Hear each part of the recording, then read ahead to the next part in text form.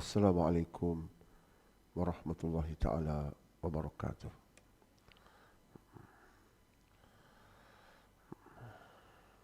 Alhamdulillahi rabbil alamin. Wa bihi nasta'in.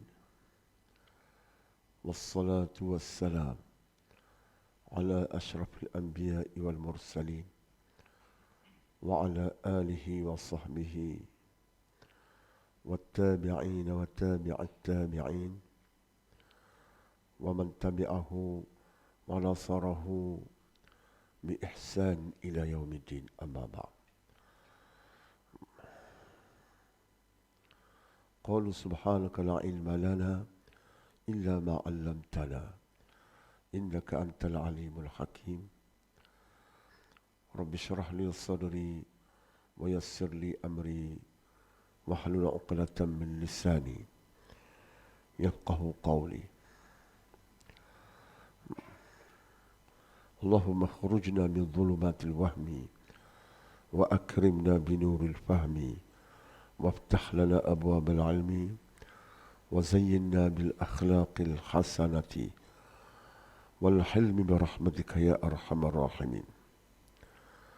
اللهم ذكرنا منه ما نسينا وعلمنا منه ما جهلنا وارزقنا تلاوته آناء الليل وأطراف النهار واجعله حجة لنا ولا تجعل حجة علينا يا رب العالمين.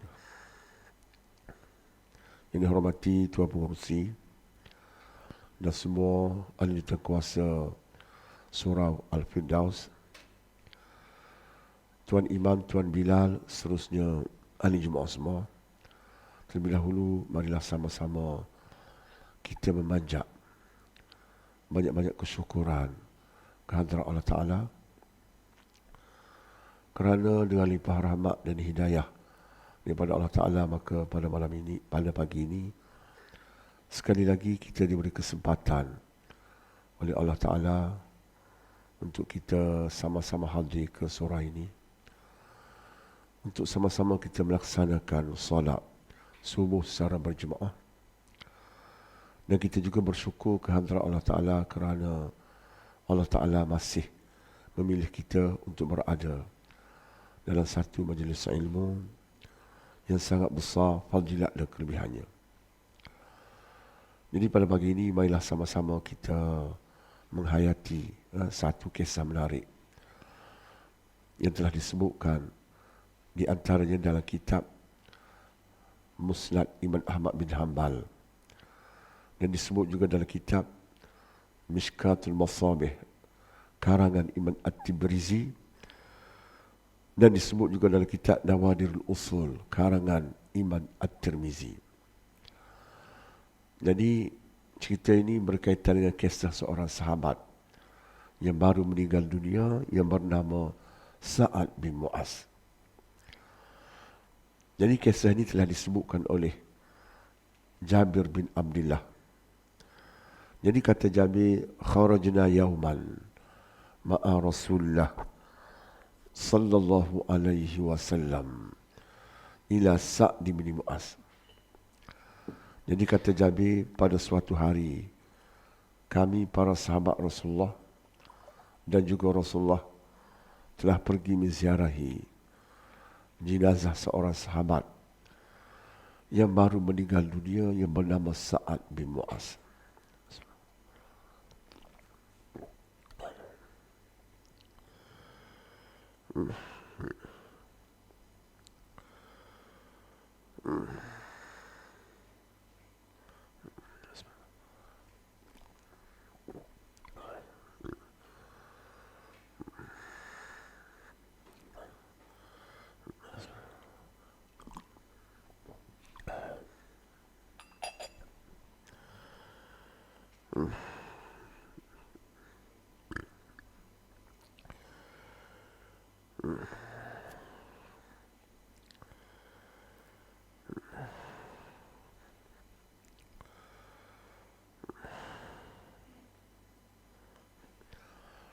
Siapakah dia Sa'ad bin Mu'az ni, jemaah semua?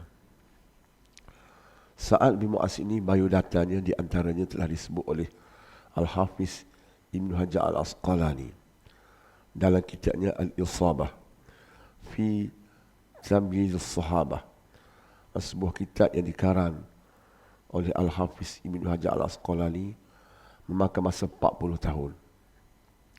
40 tahun dia karang kitab ni baru siap.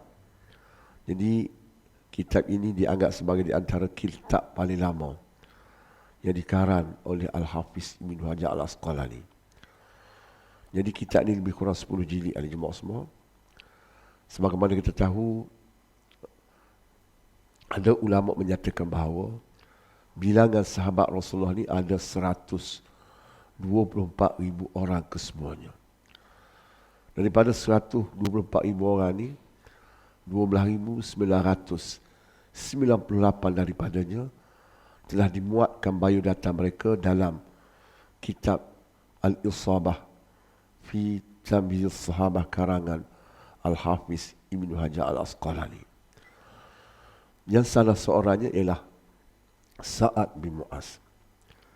Jadi kata Al-Hafiz Ibn Hajar Al-Asqalani, Sa'ad bin Mu'az ni berasal daripada Madinah. Bila sebut kata dia berasal daripada Madinah, maknanya dia tergolong dalam golongan sahabat Ansar. Al-Quran menyatakan as-sabiqun al-awwalun minal muhajirin wal ansar. Orang-orang yang mula-mula masuk Islam, yang lebih dahulu yang mula-mula masuk Islam daripada golongan muhajirin dan golongan ansar. Jadi berdasarkan kepada ayat Quran ini, ulama telah membagikan golongan sahabat ni kepada dua golongan. Satu kita panggil golongan muhajirin, iaitulah mana-mana sahabat yang berasal, yang lahir di Mekah. Di antaranya Sayyidina Umar, Sayyidina Abu Bakar, Sayyidina Ali, Sayyidina Uthman. Ini kita panggil sahabat muhajirin kerana mereka tinggal di Mekah. Kemudian dia ada golongan Ansar, iaitulah sahabat yang berasal daripada Madinah. Jadi Sa'ad bin Mu'az ni berasal daripada Madinah, maknanya dia ni tergolong dalam golongan sahabat Ansar. Dan dia mati ketika mana berumur 37 tahun. Sangat muda oleh jemaah semua. Dia mati pada tahun ke-5 Hijrah ketika mana berlakunya peperangan Khandaq, ataupun kita panggil peperangan Parit. Jadi peperangan Parit atau peperangan Khandaq ni berlaku lebih kurang selama 15 hari. Jadi sebab dia meninggal dunia kerana ada seorang orang kafir, dia panah Sa'ad bin Mu'az. Tiba-tiba anak panah tersebut mengenai di atas dahi, mengenai dahi Sa'ad bin Mu'az, bertepatan di kening dia, kena atas kening. Ekoran daripada situ berlakulah. Ekoran daripada situ maka darah pun keluar. Luar biasa darah ni keluar. Kenapa? Kerana darah ni tak berhenti keluar. Memakan masa selama 1 bulan, tak henti-henti keluar. Justru berlaku masalah kekurangan darah dalam tubuh Sa'ad bin Mu'az. Kesannya, efeknya, maka Sa'ad bin Mu'az meninggal dunia. Dan Sa'ad bin Mu'az ni bukan orang biasa. Dia ni merupakan seorang pemimpin daripada golongan Ansar. Jadi kita boleh kata dia ni macam YB lah. Kalau tempat kita kata YB, mudah faham.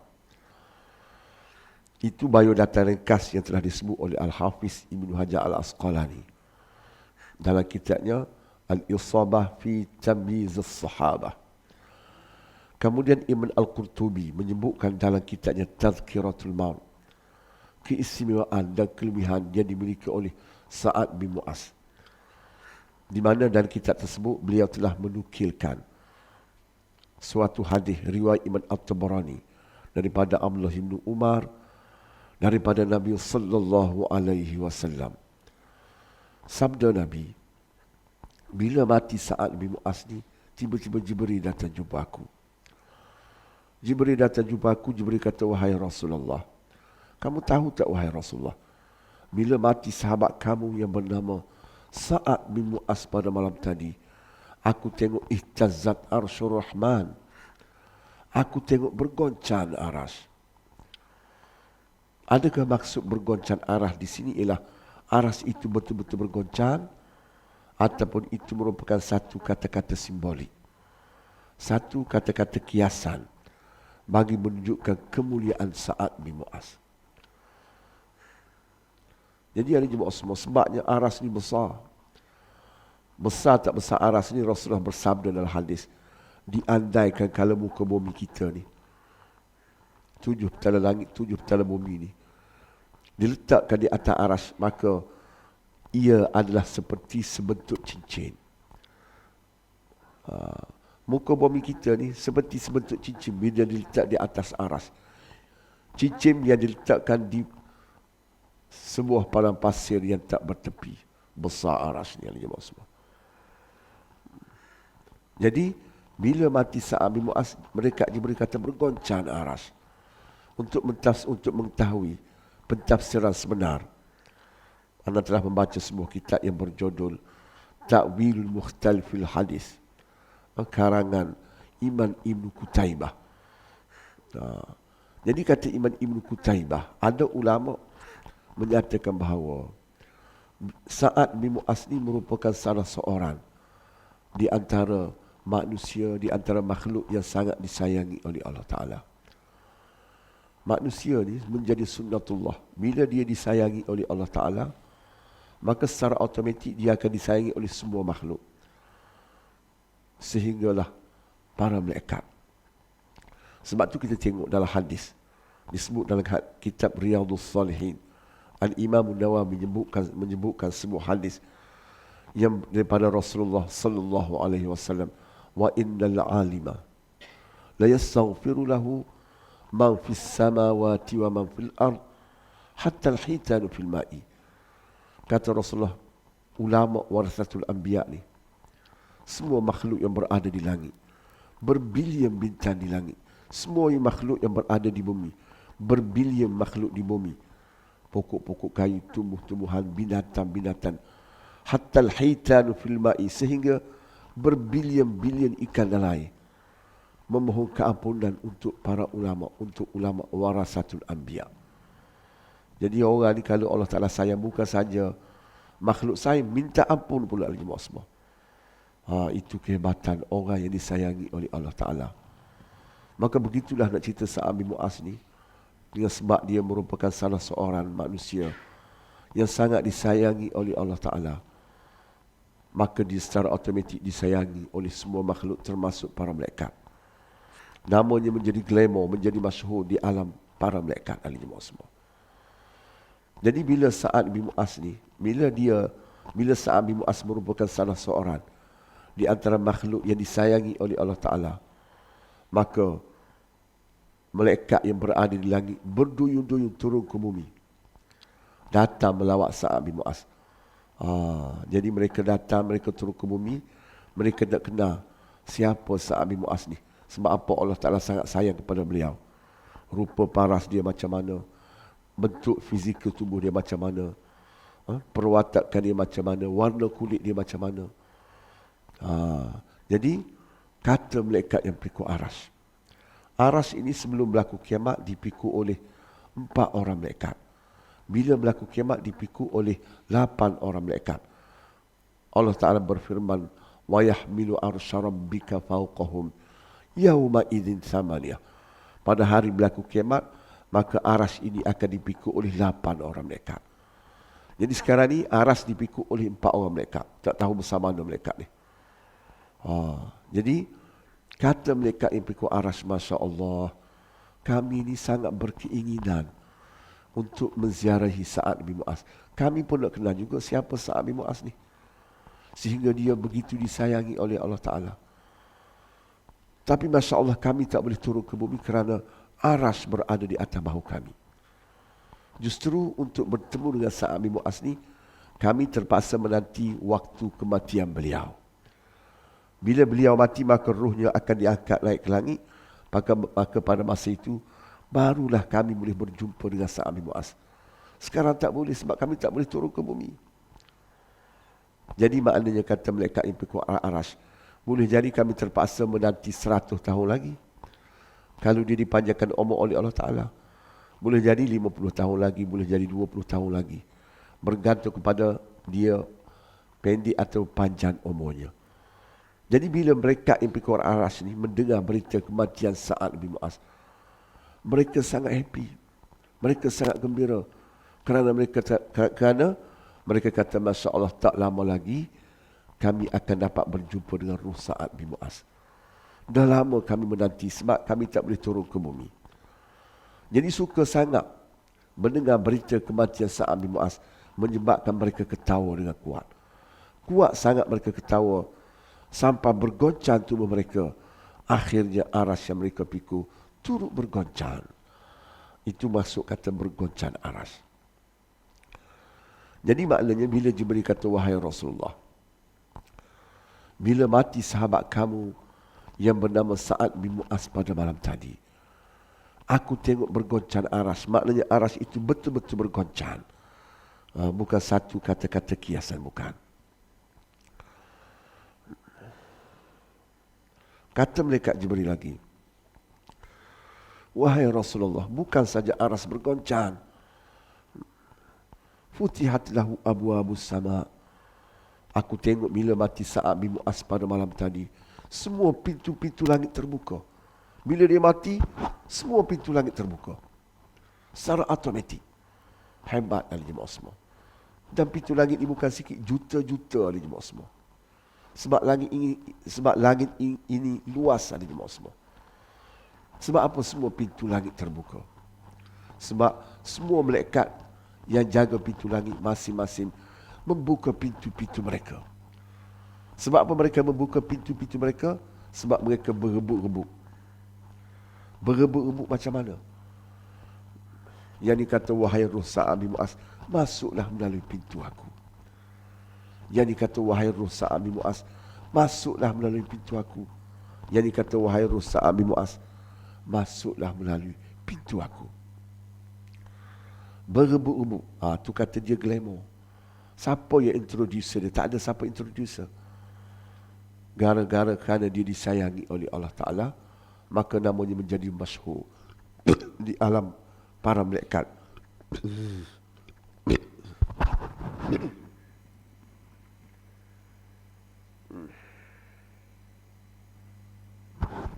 Sehingga bila dia meninggal dunia, semua para malaikat membuka pintu-pintu mereka. Jadi ahli jemaah semua, kalau kita macam mana kita?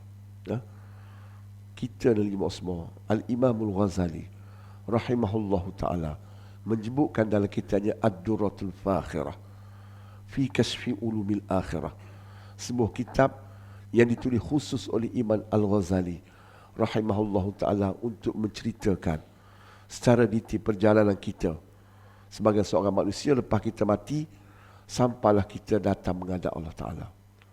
Memang dahsyat. Kitab ni tak tebal, 100 muka surat lebih, tapi ceritanya sangat detail.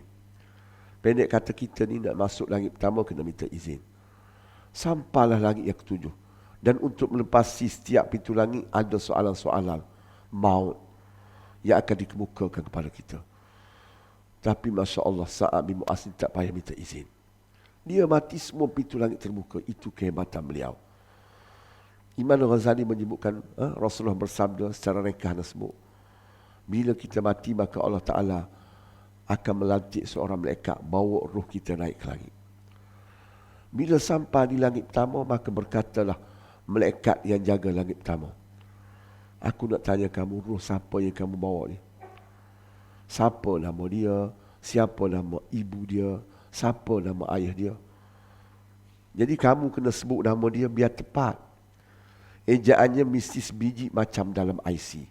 Sebab aku nak cek tengok blacklist ke tak blacklist. Betul bertukar satu huruf macam kita lah. Account bank bertukar satu huruf dah tak keluar lah. Jadi kalau nama dia blacklist, pintu langit ini tidak akan dibuka untuk dia. Kalau tak blacklist, baru aku boleh buka. Dan ulama kata di antara salah satu sebab nama kita boleh blacklist ialah bila kita ada masalah hutang dengan manusia yang melibatkan harta benda. Pecah rumah ke, ahli jemaah semua, kita pinjam duit kawan kita tak bayar ke. Bukan kata RM1,000, bukan kata RM100, RM1 pun ahli jemaah semua kalau kita mampu bayar, tapi kita tak bayar ahli jemaah semua, nama kita boleh blacklist. Bila nama kita blacklist, maka pintu langit tidak akan dibuka untuk kita. Yang paling dahsyat lagi disebut dalam kitab Hayatul Sahabah karangan Syekh Muhammad Yusuf Al-Kandahlawi. Beliau telah menyebutkan dalam kitabnya sebuah hadis riwayat daripada Abdullah bin Unaisin daripada Nabi sallallahu alaihi wasallam. Sabda Nabi, sesiapa dari kalangan umatku yang nama dia blacklist, kerana masalah hutan, kerana masalah mencuri harta benda manusia, kerana masalah risuah, dengan sebab nama dia blacklist, walaupun dia mati syahid, walaupun dia telah berjaya melintasi titian siratal mustaqim, dengan sebab nama dia blacklist, maka dia tidak akan dibenarkan memasuki syurga Allah Ta'ala. Lepas tu nak pergi ke mana, Ustaz? Titian siratal mustaqim dah lepas dah, syurga tak boleh masuk. Nak pergi ke mana? Al-Hafiz Ibn Hajar Al-Asqalani menyebutkan dalam kitabnya Fathul Bari, Rasulullah bersabda, orang macam ni yang blacklist nama dia ni, dia akan dikuarantinkan di hujung titian siratal mustaqim. Jadi macam kawit juga ni, ya?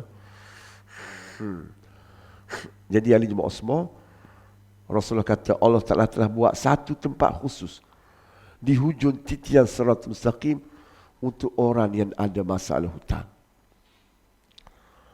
Daripada sinilah ulama kata orang kaya ni masalah juga. Iaitu yang blacklist, yang tak blacklist pun masalah juga. Macam mana? Dia tidak ada hutang dengan manusia, tapi manusia ada hutang dengan dia. Jadi dia nak masuk surga tak boleh. Dia kena settle dulu. Sebab itulah disebut dalam hadis, orang kaya ni masuk surga 500 tahun lebih lambat daripada orang miskin. Dan 500 tahun akhirat ni juta tahun dunia ni semua. Sebab itulah ulama-ulama tasawuf kata kalau kita ni, kalau ada orang berhutang kita halal lah. Kalau kita confident memang dia tak boleh bayar, kita halal. Kita kena jadi macam Sayyidina Abu Bakar. Sebab kalau kita tak halal, besok bila kita mati, kita akan berbicara dengan dia di hadapan Allah Ta'ala. Jadi nak settle di Allah, jadi lambat masuk surga. Itu kita kena faham lagi semua.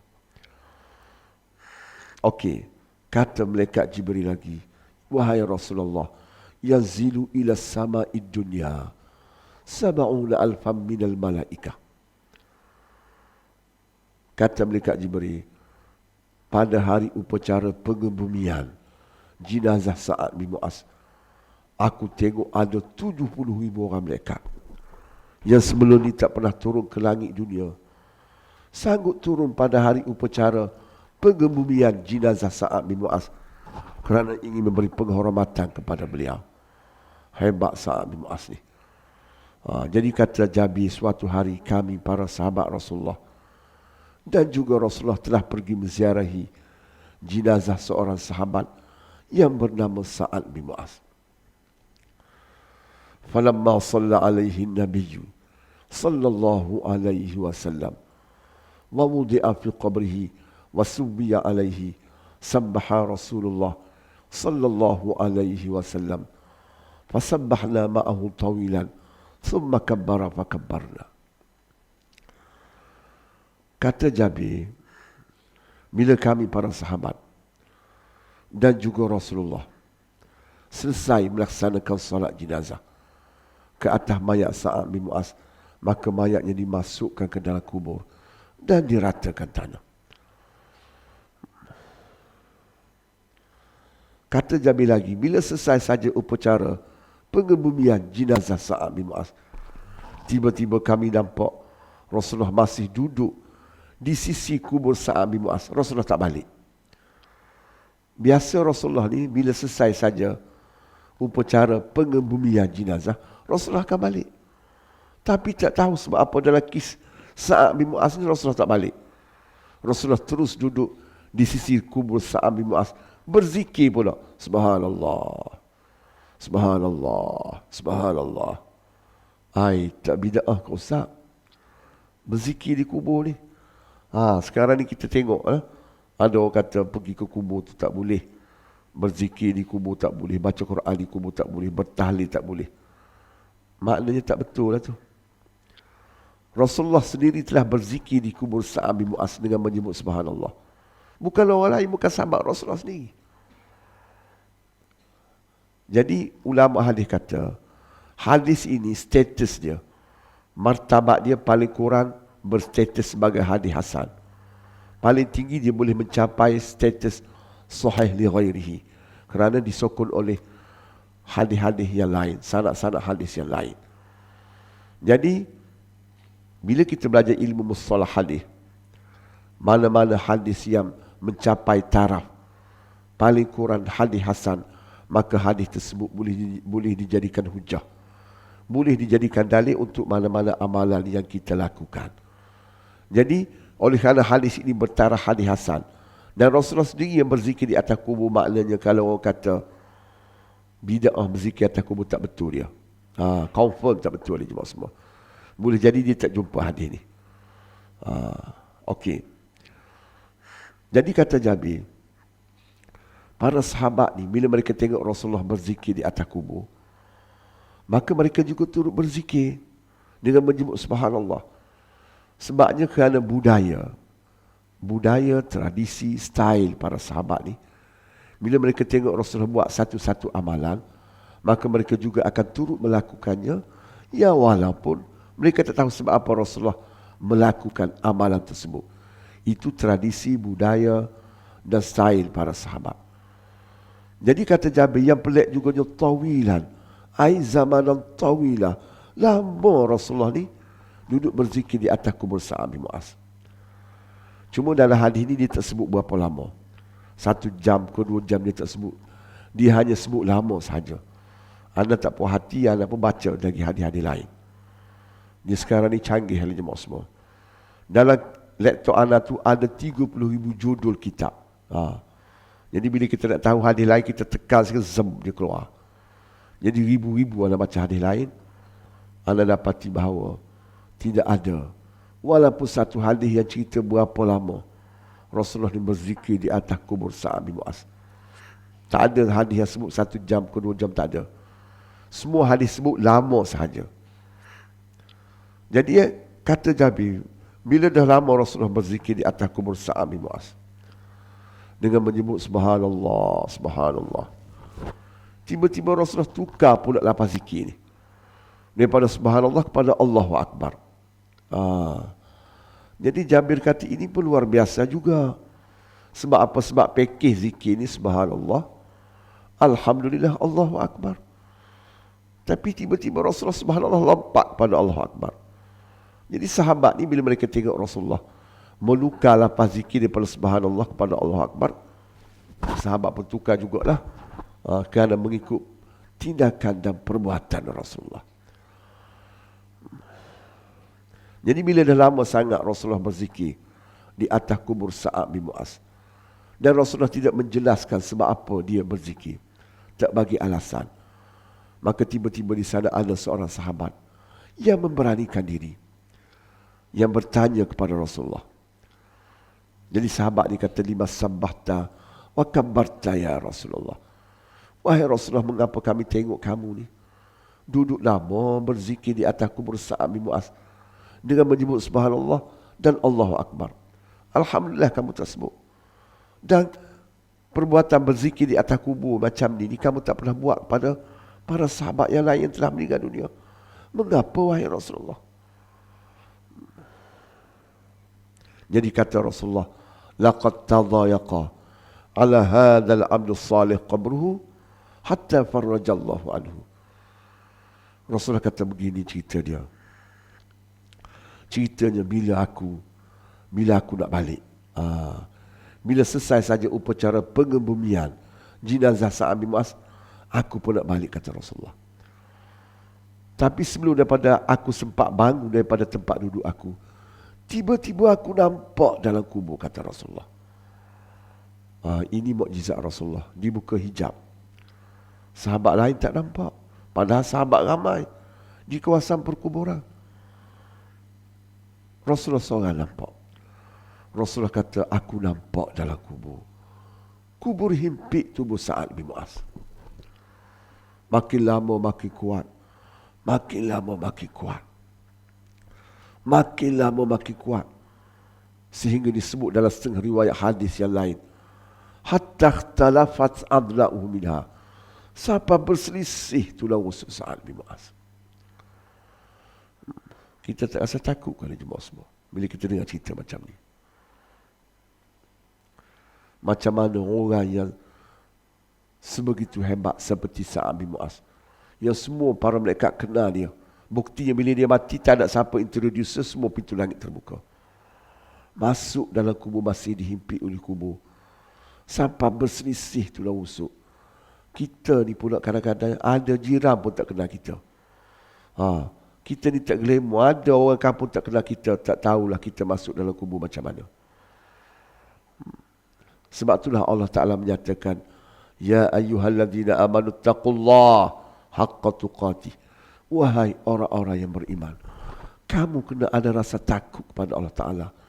Dengar sebenar-benar takutnya. Kata Al-Imamun Nawawi rahimahullahu ta'ala dalam kitabnya At-Tibyan fi Hamlatul Quran. Dia kata ada sahabat Rasulullah ni yang sanggup khatam Quran, yang sanggup baca Quran tiap-tiap hari 8 kali khatam dari jemaah semua. Sebab apa? Sebab nak menterjemahkan ketakutan dia kepada Allah Ta'ala. Ni kita solat jemaah kita tak boleh datang. Lepas solat, zikir pun kita tak buat. Masa solat baca Al-Fatihah saja. Tak boleh nak baca panjang sikit. Solat pula lalai. Jadi ulama kata cara kita nak terjemah ketakutan kita ni melalui ibadah kita. Sebab tu Imam Syafi'i baca Quran 30 juzuk sehari. Masuk bulan puasa 60 juzuk sehari. Kita bulan puasa baca Quran, lepas puasa tak baca Quran. Lepas tu masuk dalam kubur tak mau dihimpit oleh kubur. Ahli jemaah semua. Bagaimana anda baca sebuah kitab yang ditulis oleh Imam Ibn Jauzi yang bertajuk Sifatus Safwah. Sebuah kitab yang memuatkan biodata lebih ratusan para ulama-ulama salafus soleh yang kuat beribadah kepada Allah Ta'ala. Kita pernah dengar cerita Imam Abu Hanifah ni tak tidur malam 40 tahun. Solat isyak menggunakan solat subuh menggunakan wudhu isyak selama 40 tahun. Dia solat tiap-tiap malam 2 rakaat tapi 30 juzuk. Sebab apa dia boleh buat benda? Sebab dia ada rasa takut kepada Allah Ta'ala. Menterjemahkan rasa takut mereka melalui ibadah mereka. Jadi bila anda baca kitab ni, anda dapati biasa ulama dulu ahli jemaah semua, Masya Allah. Tak tidur malam 30 tahun, 40 tahun. Tak tidur malam. Beribadah kepada Allah Ta'ala. Yang kita ni 30 tahun, 40 tahun tidur, tak bangun-bangun, bertahajud. Lepas tu nak masuk syurga Allah Ta'ala. Lepas tu tanyalah ustaz, letih ustaz ni kena himpit dalam kubur. Macam mana ustaz? Macam tu lah kamu solat jemaah pun kamu malah. Ni kita kena muhasabah diri kita, ahli jemaah semua. Ahli jemaah semua, Al-Quran menyatakan innama yakhshallaha min ibadihil ulama. Hanya sahaja orang yang benar-benar takut pada Allah Ta'ala ialah para ulama. Maksudnya orang yang mengetahui, yang mengenal Allah Ta'ala melalui ilmu yang dipelajari, dia akan kenal Allah Ta'ala lebih daripada orang lain. Daripada situ timbul ketakutan. Jadi kita nak kenal Allah Ta'ala ni melalui ilmu. Kita nak lahirkan rasa takut ni melalui kita belajar. Bila kita belajar, kita akan tahu. Oh, kisah Sa'ad bin Mu'az macam ni. Takutnya aku. Neraka ni juta tahun bila masuk. Allah, takutnya aku. Jadi, kalau kita nak jadi orang yang benar-benar takut pada Allah Ta'ala, kalau kita nak menterjemahkan rasa takut ni, kita mesti belajar sebanyak mungkin. Kita tengok ahli jemaah semua, tengok. Anda baca satu kitab yang berjudul Safhat min Sabril Ulama. Kearangan seorang ulama hadis yang hebat yang bernama Syekh Abdul Fattah Abu Ghuddah. Ahli jemaah semua, kitab Safhat min Sabril Ulama ni mengisahkan ratusan cerita bagaimana ulama-ulama dulu belajar nak jadi ulama. Tengok mereka bagaimana ni jemaah semua. Dia sebut ada seorang ulama nama Imam Baqiyum bin Makhlad Al-Hambali, bermazhab Hambali. Dia tinggal di Sepanyol ni jemaah semua. Kita semua tahu Sepanyol ni diperintah oleh orang Islam selama 800 tahun. Dia tinggal di Sepanyol, dia datang belajar di Mekah. Dia sanggup jalan kaki sepanjang sejauh 10,000 kilometer. Kita sebelah rumah saja masjid surau. Orang datang kuliah tak boleh datang dah.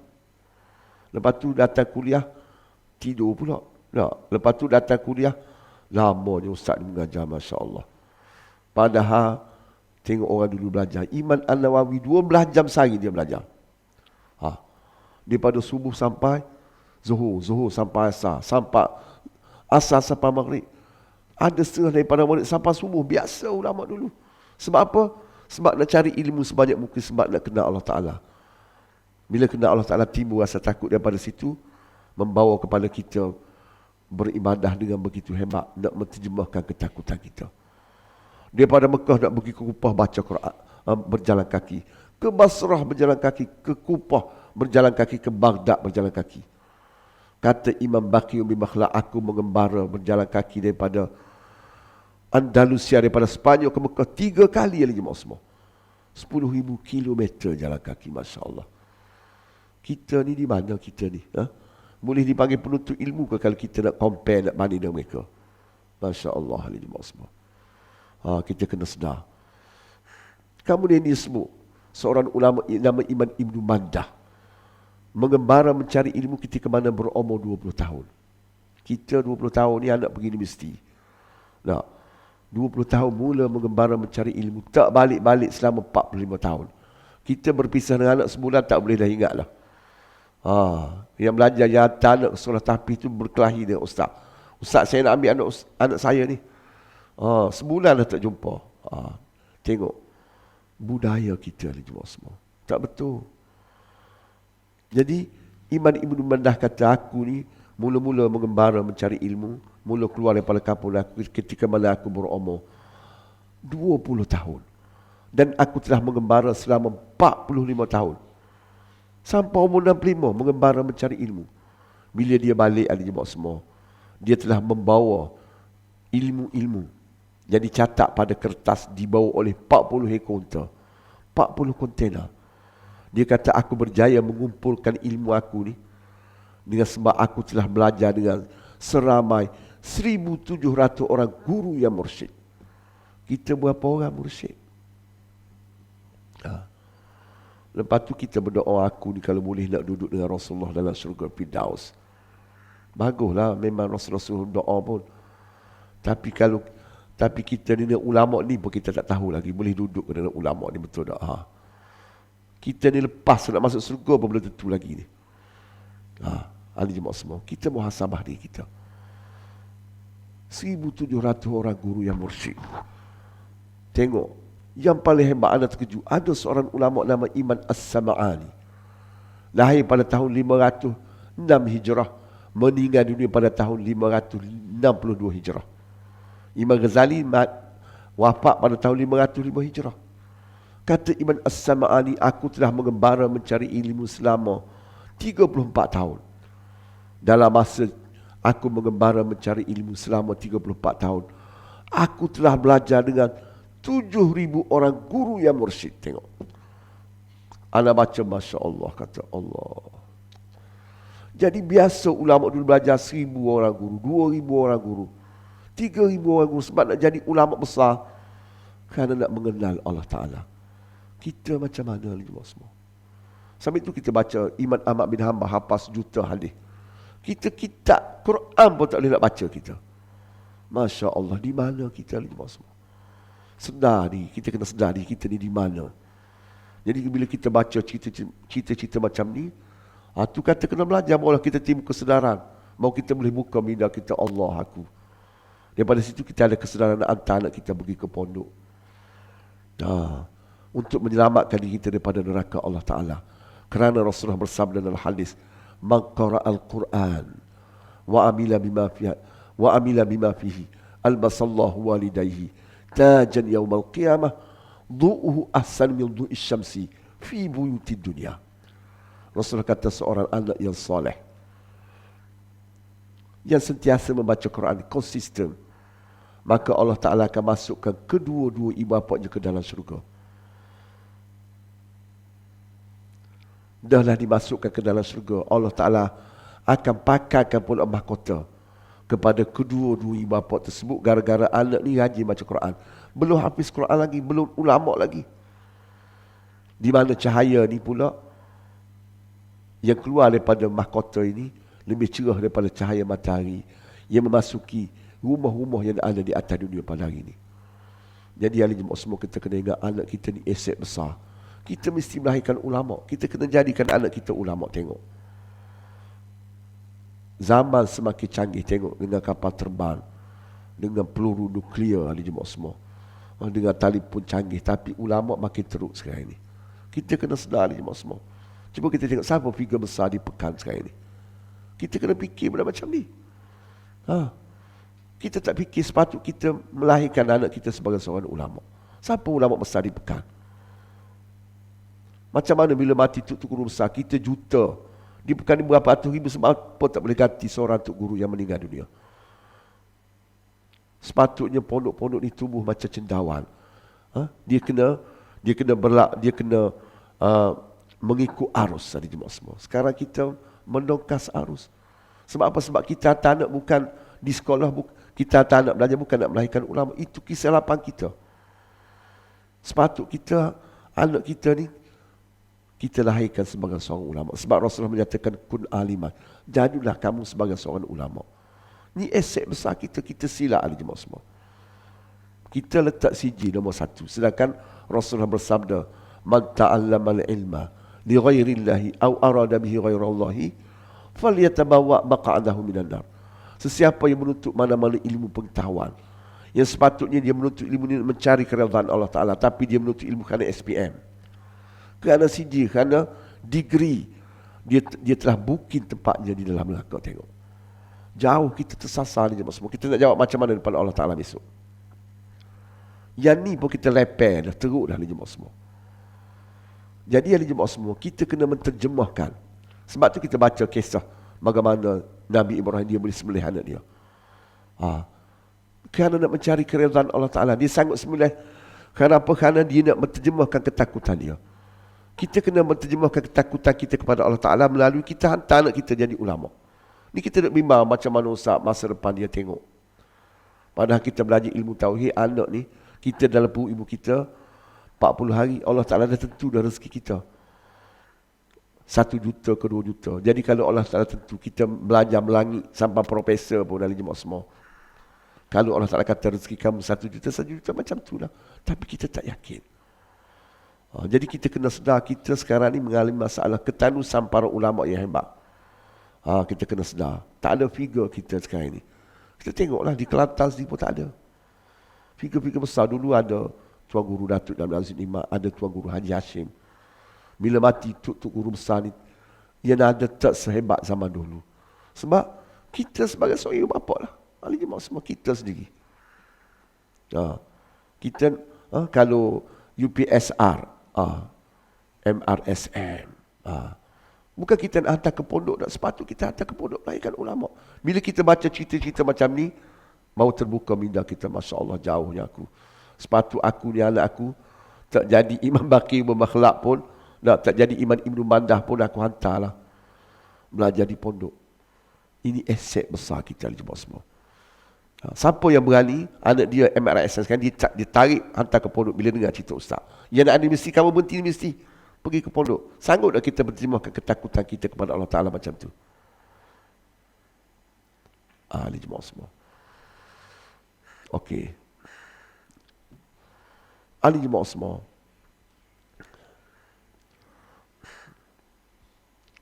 dengan sebab tu ahli jemaah semua, sampai dengan kuliah ni kita balik, kita cek balik. Anak-anak kita ni yang ada potensi besar, kita kena ubah drastik, tak ada masalah. Masalah Ustaz, isteri pula. Itu di antara cabaran-cabaran ahli jemaah semua. Okey. Jadi ahli jemaah semua, kata Asy-Syaikh Al-Mula Al-Qari dalam kitabnya Mirqatul Mafatih, syarah kepada kitab Mishkatul Masabih, dia kata Secara logiknya, kalaulah orang sehebat Sa'ad bin Mu'az ni, yang bila dia mati bergoncang aras, yang bila dia mati semua pintu-pintu langit terbuka, yang pada masa dia mati ada 70,000 orang malaikat turun memberi penghormatan kepada upacara pengebumian jenazah beliau, tapi masuk dalam kubur masih dihimpit oleh kubur. Siapa berselisih tolong usuk, maka secara logiknya tidak ada sesiapa pun dari kalangan kita ia akan terlepas daripada himpitan kubur kecuali para nabi dan para rasul. Sebagaimana Rasulullah bersabda dalam hadis riwayat Imam Ahmad bin Hanbal yang disebut juga hadis ini oleh Al-Imam Al-Ghazali rahimahullahu ta'ala dalam kitabnya Ihya Ulumuddin, dan hadis ini telah dihukum hasan oleh Syekh Murtadha Az-Zabidi dalam kitabnya Ithafus Sadah Al-Muttaqin. Rasulullah menyatakan lau salima au naja minha ahadun la naja Sa'd bin Mu'az. Diandaikan kalau ada orang yang akan terlepas daripada himpitan kubur, maka orang yang paling layak untuk terlepas daripada himpitan kubur ialah Sa'd bin Mu'az. Sebab apa Rasulullah bagi contoh Sa'd bin Mu'az? Sebab ulama kata tidak ada walaupun seorang dari kalangan sahabat selain Sa'd bin Mu'az, bila dia mati, dia mendapat ketiga-tiga kelebihan ini. Kalau ada pun satu macam tu yang ahli jemaah semua. Contoh, Al-Hafiz Ibn Hajar Al-Asqalani menyebutkan dalam Al-Isabah, ada seorang sahabat bernama Muawiyah bin Muawiyah Al-Muzni. Bila dia mati, Rasulullah kata ada 70,000 orang malaikat turun solat jenazah ke atas diri dia. Satu keistimewaan saja. Tapi Sa'd bin Mu'az ni 3 keistimewaan. Walaupun begitu masuk dalam kubur masih dihimpit oleh kubur. Siapa berselisih tolong usuk, maka dengan sebab itulah kata Syekh Al-Mula Al-Qari, secara logiknya tidak ada sesiapa pun dari kalangan kita yang akan terlepas daripada himpitan kubur kecuali para nabi dan para rasul. Sebab itulah ulama-ulama kita ni macam tu. Dia dengar cerita-cerita macam ni lagi, dia nak belajar, dia nak tambah ilmu dia. Menterjemahkan ketakutan dia. Tengok Sayyidina Abu Bakar menterjemahkan ketakutannya melalui di antara dia sanggup sedekah semua harta benda dia. Itu ulama kata cara menterjemahkan ketakutan, bersedekah. Sebab tu Rasulullah bersabda dalam hadis, khoslatani la yajtami'ani fil mu'min, al-bukhlu wa su'ul khuluq. 2 sifat yang tidak ada pada diri orang mukmin. Apa dia? Kedekut. Yang kedua, buruk akhlak. Padahal bersedekah ni, Rasulullah Ta'ala dia suruh kita bersedekah. Dia bagi jaminan pula, kalau kamu sedekah ni kamu tak akan miskin, kamu tak akan apa-apa kedana, bahkan menambahkan rezeki kamu. Sebagaimana Rasulullah bersabda, ma naqsal mal min sadaqah balizdana. Tidak akan berkurangan harta orang bersedekah, bahkan dia akan bertambah. Sebagaimana disebut dalam hadis lain riwayat Imam Muslim, Rasulullah bersabda, ma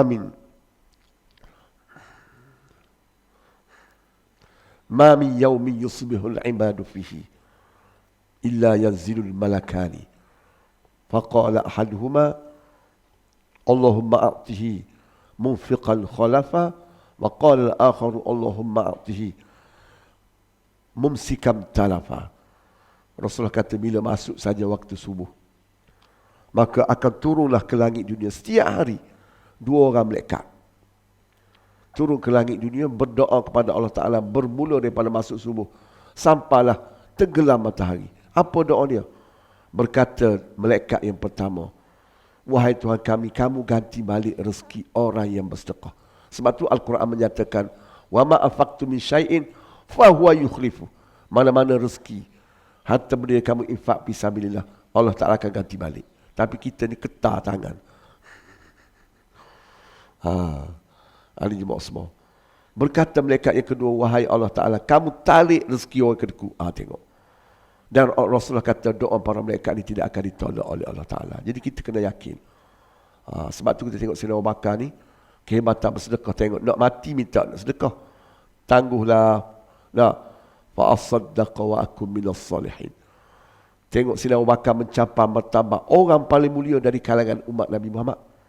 Kerana dia sanggup sedekah semua harta benda dia. Tak disebut dalam sejarah orang macam Sayyidina Abu Bakar ni ada, tak ada ni semua. Sebab tu Rasulullah bersabda, la wuzina imanu Abi Bakril Siddiq bi imani ummati la rujhabihi. Kalau ditimbang iman Sayyidina Abu Bakar dengan iman semua umatku, saya akan berat iman Sayyidina Abu Bakar lagi. Jadi kelebihan sedekah ni mudah masuk surga,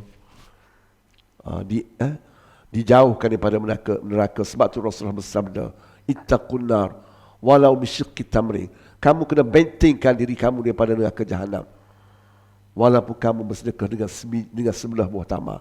Rasulullah nak cerita, tak boleh sedekah banyak, sikit pun tak apa. Itu jadi maknanya kita nak cerita ni, kita nak berterjemahkan ketakutan kita kepada Allah Ta'ala ni ikut kemampuan kita.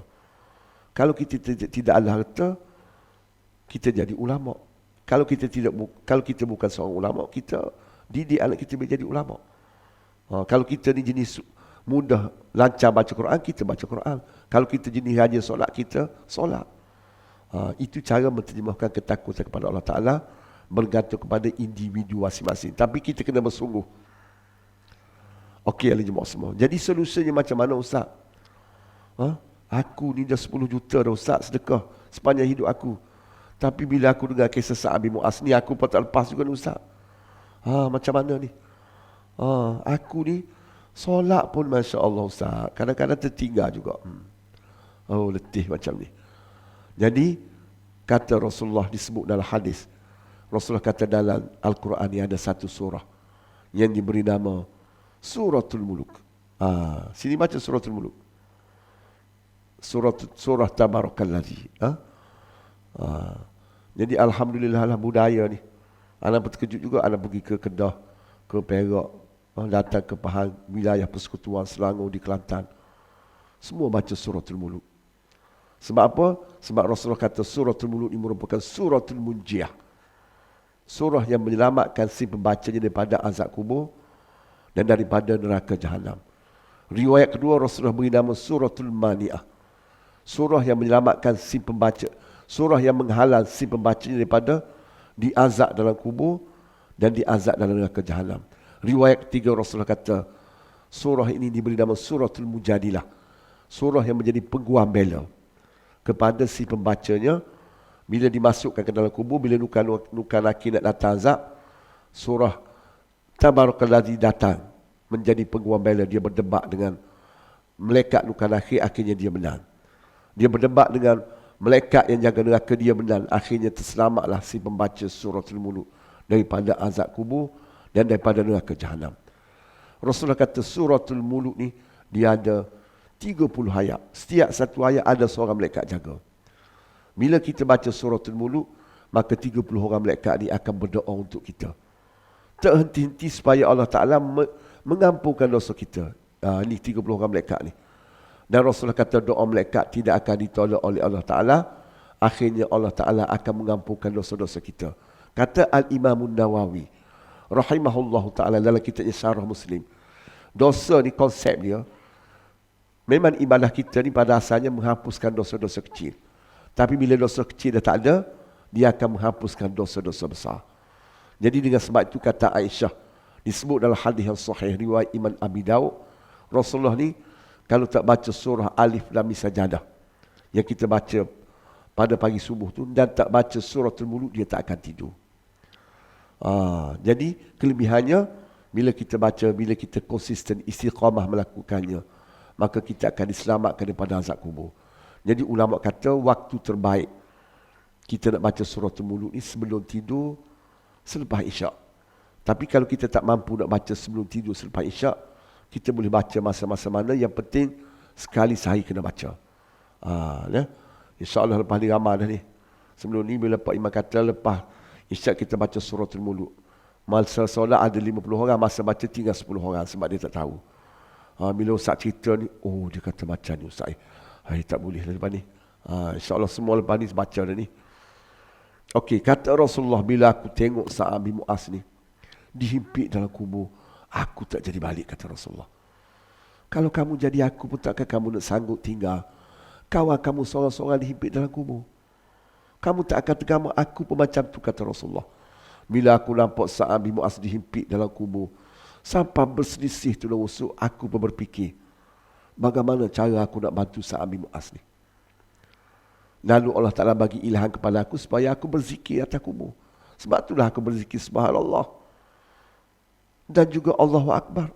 Sebab tu aku tak baca Alhamdulillah kerana tak sesuai. Takkan bila aku tengok Sa'ad bin Mu'az dihimpit dalam kubur, aku puji pula Allah Ta'ala. Alhamdulillah, Alhamdulillah, Alhamdulillah. Mana boleh. Jadi kalau aku baca Alhamdulillah, aku sebut juga Alhamdulillah, macam aku sokong pula. Sebab apa lama sangat wahai Rasulullah, lama kamu ni. Rasulullah kata sebab lama kerana di samping aku berzikir. Aku juga berdoa supaya Allah Ta'ala melepaskan Sa'ad bin Mu'az daripada himpitan kubur. Dan kerana aku menanti waktu Allah Ta'ala melepaskan Sa'ad bin Mu'az daripada himpitan kubur. Sebab tu lama. Maknanya kalau 1 jam baru Allah Ta'ala lepaskan, 1 jam aku berzikir. Kalau 2 jam, 2 jam. Maknanya aku tak akan berhenti berzikir selama mana Allah Ta'ala tidak lepaskan Sa'ad bin Mu'az daripada himpitan kubur. Sebab tu jadi lama tu. Jadi bila Allah Ta'ala telah lepaskan, aku pun berhenti berzikir. Jadi dengan sebab aku berzikir dan kamu berzikir di atas kubur Sa'ad bin Mu'az dengan menyebut subhanallah dan juga Allahu Akbar, maka Allah Ta'ala telah melepaskan Sa'ad bin Mu'az daripada himpitan kubur. Berdasarkan kepada cerita inilah, maka ulama kata hadis ini menjadi dalil bahawa orang yang hidup boleh membantu orang yang telah meninggal dunia. Dengan sebab itu disyariatkan solat jenazah. Ulama kata dalil paling kuat bahawa orang yang hidup boleh membantu orang yang telah meninggal dunia ialah solat jenazah. Sebab tu dalam solat jenazah tidak ada rokok, tidak ada sujud. Jadi ulama kata dalil tahlil arwah tu sebiji ada dalam solat jenazah. Siapa tolak tahlil arwah macam dia tolak solat jenazah. Di mana persamaan dia? Dalam solat jenazah ada bacaan Al-Fatihah. Sebab apa kita diminta baca surah Al-Fatihah dalam solat jenazah? Sebab surah Al-Fatihah itu memberi manfaat kepada isi mati. Surah Al-Fatihah itu Quran. Dan Quran kita baca dalam tahlil arwah. Satu persamaan. Yang kita buat Al-Fatihah, yang kita kata sebelum daripada kita mulakan majlis ilmu kita ni, kita sedekahkan Al-Fatihah untuk tuan guru sekian-sekian. Betul tak tu? Sebab kita guna dalil solat jenazah. Ni ada orang kata tak ada dalil. Mengarut ahli jemaah semua. Dia tak pandai istinbat hukum. Tengok. Dalam solat jenazah ada selawat kepada Rasulullah. Kalau kita solat, kita tak selawat, sah tak solat kita? Tak sah. Sebab tu disuruh baca selawat dalam solat jenazah, selain daripada untuk supaya solat itu sah. Yang kedua, kerana selawat itu memang memberi manfaat kepada si mati. Dalam tahliyah ada tak selawat? Ada. Dalam solat jenazah ni, komponen yang penting lah. Yang ketiga ialah doa untuk si mati. Ini semua terima. Semua aliran terima ya ni. Doa keampunan, doa dilepaskan daripada azab kubur, dimasukkan ke dalam syurga. Ada tak dalam tahlil arwah? Ada. Jadi solat jenazah kamu terima, tahlil arwah kamu tak terima. Mana boleh macam tu? Ini kita kena faham. Jadi, ahli jemaah semua, dengan sebab itulah Imam Asy-Syafi'i dalam kitabnya menyatakan bahawa berdasar kepada hadis ini, sunat bila kita pergi ke kubur, kita baca Quran di kubur. Kalau kita boleh khatam 30 juzuk lagi afdal. Tengok, tiba-tiba ada orang kata bid'ah. Masya Allah, dia lawan Imam Syafi'i. Nak ikut Syafi'i ke? Imam Syafi'i ke nak ikut siapa ni? Kita ni. Yang dahsyat lagi dia kata, kamu, aku. Tak payah buat tahlil arwah, tak payah baca Quran di kubur. Sebab tak sampai pahala. Hebat dia ada. Jadi dia rasa ibadah dia tu boleh bantu dia. Itulah orang macam ni, faham dia. Orang yang kata tak sampai pahala, tak boleh bantu dia rasa dia confident dengan ibadah dia. Siapa rasa kalau dia mati hari ni, Allah Ta'ala tak azab dia dalam kubur, gara-gara kerana dia banyak ibadah? Siapa boleh garanti? Siapa kedemeh? Angkat tangan Ustaz nak tengok pagi ni. Ni pelik faham ni. Bila kita baca kisah Sa'ad bin Mu'az ni, Allahu Akbar. Sehebat Sa'ad bin Mu'az macam tu pun mendapat bantuan daripada Rasulullah nak lepas daripada azab kubur kita. Jadi kita jangan terpengaruh pahaman-pahaman seperti ini, ahli jemaah semua. Jadi ahli jemaah semua, bila Imam Syafi'i kata sunat, ahli jemaah semua, daripada sini timbul istilah tunggu kubur. Ni orang sekarang ni bila sebut tunggu kubur pelik. Dia panggil kubur, penyembah kubur lah, Masya Allah. Dia boleh kata macam tu. Imam Syafi'i kata baca Quran 30 juzuk lagi afdal. Daripada sini timbul istilah tunggu kubur. Sebab apa? Sebab kita nak baca Quran seorang-seorang atas kubur ni. 2 hari 2 malam baru habis ahli jemaah semua. Kalau sehari 1 hari 1 malam kita seorang tak habis. Bila 2 hari 2 malam, orang tak panggil tunggu lagi. Tunggulah. Sebab tu anda buat kajian di Malaysia kita ni zaman dahulu lagi. Ratus-ratus tahun. Sampai tahun 20-an, 30-an, 40-an, 50-an, 60-an, 70-an, 80-an. Bila mati tu guru pondok ni biasa anak murid baca Quran di kubur. 40 hari, 40 malam. Bila ada orang mati masyarakat pergi jumpa tok guru pondok. Minta anak murid nak baca Quran 3 malam, 7 malam. Tiba-tiba ada orang kata bid'ah. Tu kata tak betul. Yang kita tak belajar ni tak ada dalil, Ustaz tak ada dalil. Kamu belajar apa? Tengok Imam Syafi'i sini kata sunat. Bila Imam Syafi'i kata sunat, maka ulama-ulama besar hadis yang datang selepas Imam Syafi'i menjadi rujukan sepanjang zaman juga kata sunat. Sokong mendapat Imam Syafi'i, tiba-tiba orang belajar PhD 2-3 tahun. Nak kritik ulama dulu. Kamu tengok dia belajar 7,000 orang guru mursyid. Kamu berapa orang guru mursyid? Situ kita nampak nak banding orang dulu. Dia tak jumpa dalil, dia kata tak ada dalil. Dah kamu belajar berapa guru mursyid, sebab tu kamu tak jumpa dalil. Tengok orang dulu. 30 tahun, 40 tahun belajar. Jadi di antara ulama yang kata sunat ialah Al-Hafiz Ibnu Hajar Al-Asqalani dalam kitabnya Fathul Bari. Ibnu Hajar Al-Asqalani ni Amirul Mukminin fil hadis, presiden dari ilmu hadis. Kata sunat, tiba-tiba kamu kata tak sunat. Penat kamu ni. Di antaranya Imam Badruddin Al-Aini dalam kitabnya Umdatul Qari dan juga Syarah Abu Daud.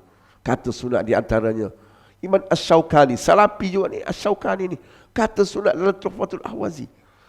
Asy-Syaikh Abdul Rahman Al-Mubarakfuri dalam kitabnya Tuhfatul Ahwazi. Salafi juga kata sunat baca Quran ni kubur. Tiba-tiba ada orang Salafi kata tak sunat pula. Dia lawan untuk guru dia 2 orang ni. Di antaranya Asy-Syaikh Al-Mula Al-Qari dalam kitabnya Mirqatul Mafatih, syarah kepada kitab Mishkatul Masabih kata sunat. Kalau kita baca kitab-kitab yang sealiran dengan tuk guru pondok kita, semua kata sunat. Ahli jemaah semua.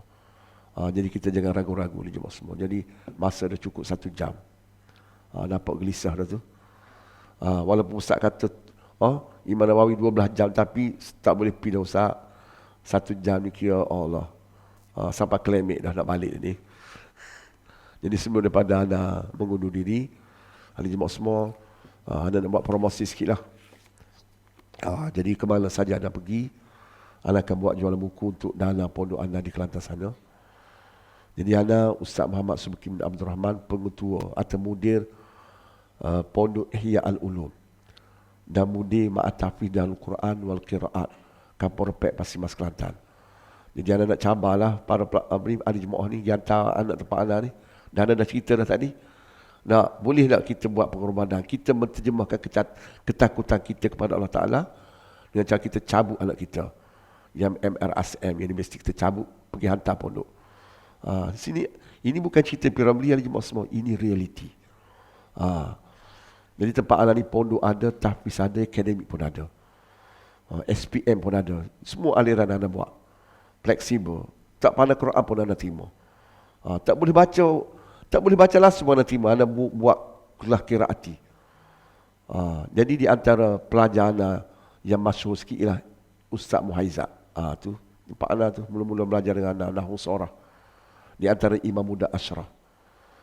Tempat anda ni kalau dia dah ada kemampuan boleh baca kitab. Boleh baca kitab-kitab Arab free of charge. Percuma oleh jemaah semua.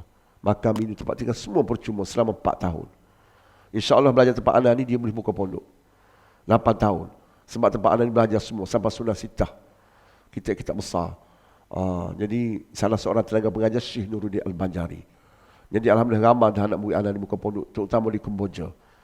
Rasa dah 7-8 orang dah buka pondok di Kemboja, di Thailand, di Indonesia ada.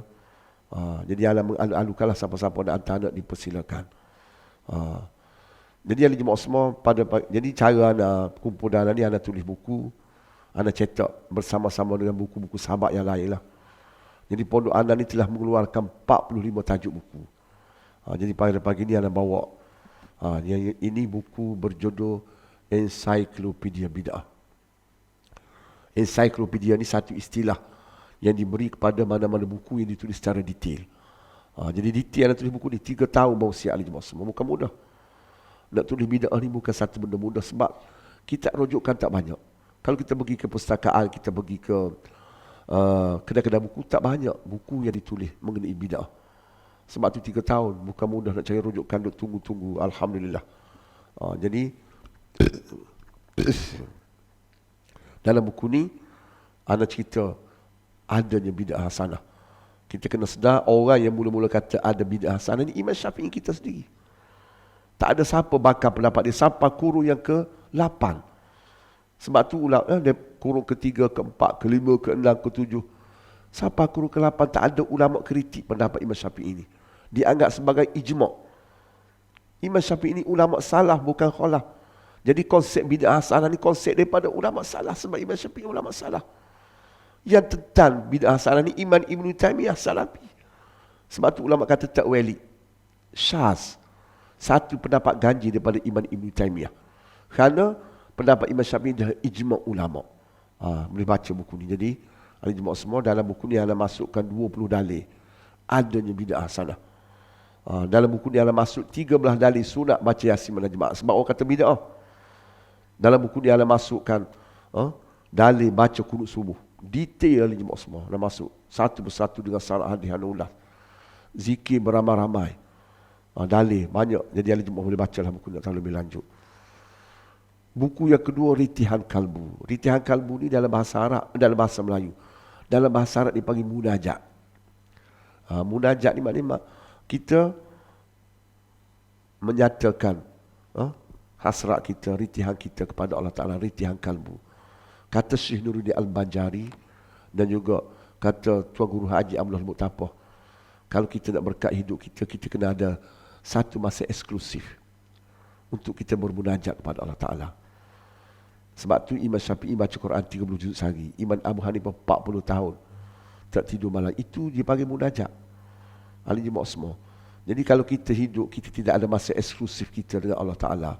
Masa bermunajat 1 jam, 2 jam sehari, sikit kurang berkat hidup kita. Ibaratnya dia kata macam kita tanam pokok kayu, kita tak siram air, kita tak masukkan baja. Macam mana buah dia? Begitulah kehidupan kita, rumah tangga kita, anak-anak kita kurang berkat. Ahli Jumaat semua. Jadi kita kena ada masa munajat. Jadi dalam buku ni ada munajat di antaranya Imam Ibn Atha'illah As-Sakandari, pengarang kita Hikam Baguh. Kita bangun 3 pagi, 4 pagi kita amal Ahli Jumaat semua. Dia ada terjemahan. Bila ada terjemahan ni kita baca, kita masuk zul sikit lah. Bagus. Ustaz tak ada kesan. Berapa lama kamu baca? Sebulan.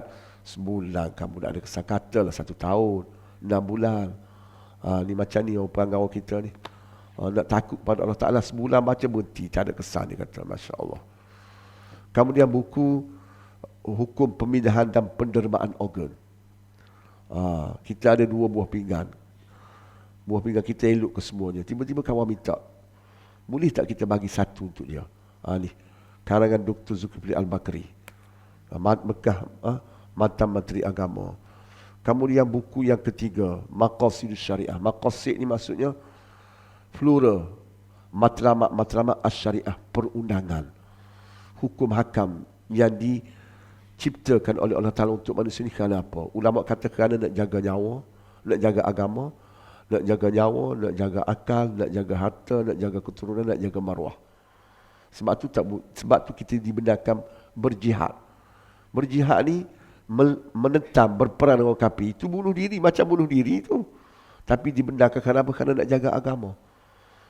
Tidak dibenarkan membunuh kerana nak jaga nyawa. Dibenarkan berkahwin kerana nak jaga keturunan. Begitulah seterusnya. Yang terakhir ialah novel pun kita keluar juga untuk anak-anak kita baca. Bagus ni. Siapa dia? Profesor Dr. Hamka. Novel dia ada 3 novel yang masyhur. Tenggelamnya Kapal Mendewish. Yang kedua, Tuan Director. Yang ketiga, Merantau ke Delhi. Ni kisah masyarakat bagus juga. Jadi buku ni, 4 tajuk buku ni, 5 buah buku ni, anda buat package. Harga dia 150. Jadi CD Wakaf 1, RM50, 200. Jadi istimewa. InsyaAllah bila kita beli buku ni, selama mana pondok tapihan beroperasi, selama tu pahala tu akan mengalir. InsyaAllah jadi jariah. Istimewa sedekah jariah ni, bila pahala sentiasa mengalir, dia boleh cover boleh backup dalam kubur kita insya-Allah. Tapi kalau kita baca Quran, pada masa kita baca tu boleh jadi Allah Taala kurangkan azab, ringankan azab. Tapi bila lepas kita berhenti, boleh jadi azab tu datang balik. Tapi sedekah jariah ni, bila pahala sentiasa mengalir, insya-Allah dia boleh cover, boleh bantu kita buat selama-lamanya. Jadi siapa-siapa nak beli buku ni, dia boleh ambil dahulu pagi ni. Boleh ambil dahulu, tak payah bayar deposit 1 sen pun. Tak payah bayar cekran 1 sen pun. Dia boleh bayar ansuran. Berapa kali Ustaz ansuran ikut suka, berapa kali tak apa. 5 kali boleh, 10 kali boleh, 15 kali pun boleh. Saya ni dah tua Ustaz, macam mana kalau beli hari ni besok mati? Halal. Tu kan. Jadi semua orang boleh beli buku halal ni, cuma tepuk dada tanya iman saja. Jadi anak ulang balik boleh ambil dulu buku ni hari ni. Tak payah tulis lama pun. Masuk duit pun tak payah beritahu Ustaz. Masuk ya. Bayar ikut suka nak bayar macam mana, mati halal. Nak bayar macam mana Ustaz? Ni ada nombor akaun. Di bawah sekali tu ada nombor akaun. Bi Islam ada, CIMB, Bi Islam dan CIMB. Jadi ada jemaah semua orang tanya, Ustaz ni berani jual buku macam ni. Ustaz tak takut main kerak ke? Main kerak Ustaz 200 ni banyak Ustaz. Tak tahu siapa beli, tak tahu siapa bayar, ikut suka nak bayar, mati halal, main kerak Ustaz. Kalau kita fikir logik akal macam tu. Tapi di sana dia ada luar biasa dia, karamah dia, keberkatan dia. Jadi keberkatan dia luar biasa dia bila anda buat macam ni. Sebab dah lama anda ni, 25 tahun dah buka Pondok Tahfiz ni. Anda buat program macam ni asal dekat MP10 tahun dah. Dengan sebab anda buat macam ni, anda tengok dalam akaun Pondok Tahfiz halal ni tiap-tiap hari ada orang masuk duit. Tak tahu siapa masuk. Tapi nak cerita paling-paling kurang pun 20,000 sebulan. Bolehlah kita bayar bil, telefon, bayar gaji, maintenance. Lepas tu standard dia 30-40,000. Paling banyak kadang-kadang sampai 50-60,000. Kalau bulan puasa betul lah baru ni. Tak tahu siapa masuk. Sebab apa? Sebab seorang beli buku 200, dia masuk 1,000, 5,000, 10,000. Jadi anda buat kajian, jual macam ni lebih lumayan daripada jual cash. Sebab tu anda tak takut, anda suka orang ambil buku ni. Kalau orang lain dia takut, Ustaz ni. Tapi kena tawakal betul-betul lah. Sebab tu Allah Ta'ala kata, وَمَنْ يَتَّقِ اللَّهَ يَجْعَلْ لَهُ مَخْرَجًا وَيَرْزُقْهُ مِنْ حَيْثُ لَا يَحْتَسِبُ. Ni anda rasa ada benda ni. Jadi ahli jemaah semua, dengan sebab tu ahli jemaah semua, kalau ahli jemaah semua pergi ke Kelantan, tempat anda ni paling pesak. Bukan kata di Kelantan ni, di seluruh Malaysia lah. Anda boleh buat bangunan besar-besar dengan cara macam ni. Contoh, tempat anda ni ada gambar masjid ni, tengok ni. Masjid 3 tingkat anda buat 10 juta ahli jemaah semua. Anda buat seorang 10 juta dengan cara macam ni. Tengok asrama, tempat belajar, sekolah 3 tingkat, asrama 4 tingkat. Dalam masa 25 tahun ni anda nilai dah belasan juta anda buat melalui cara macam ni. Ini keberkatan dia jemaah semua. Jadi sakit saja daripada anda pada pagi ini. Jadi ada salah silap terkasar bahasa, tersalah kata, anda minta maaf. Jadi sebelum anda mengundur diri, anda nak ucap terima kasih banyak-banyak kepada Tuan Pengerusi dan semua ahli jawatan kuasa surau kerana telah sudi menjemput anda menyampaikan kuliah pada pagi ini. InsyaAllah panjang umur kita jumpa lagi. Yang baik daripada Allah Ta'ala, yang tak baik daripada kelemahan diri anda sendiri. Aku liqauli hadha wa astaghfirullahalazim li wa lakum. Wassalamualaikum warahmatullahi ta'ala wabarakatuh. Bismillahirrahmanirrahim. Alhamdulillahirabbil alamin. Wassalatu wassalamu ala asyrafil anbiya'i wal mursalin wa ala alihi wa sahbihi ajma'in. Allahumma innaka afuwun karimun halimun tuhibbul afwa fa'fu 'anna ma'al walidina wa'al jami'al muslimina wal muslimat wal mu'minina wal mu'minatil ahya'i minhum wal amwat. Allahumma inna nas'aluka ridhaka wal jannah wa na'udzu bika min sakhatika wan nar. Rabbana hab lana min azwajina wa dhurriyyatina qurrata a'yunin waj'alna muttaqina imama. Allahumma faqihna fid din wa 'allimna ta'wil. Allahumma rabbi zidna 'ilma warzuqna fahma. Allahumma ja'alna minal 'ulama'il 'amilin. Allahumma ja'alna min ibadikas salihin. Allahumma akhtim lana bi husnil khawatim wa la takhtim 'alaina bi su'il khawatim.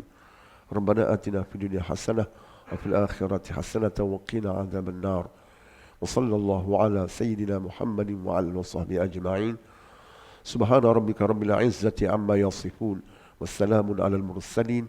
Alhamdulillahi rabbil alamin. Taqabbalallahu minkum.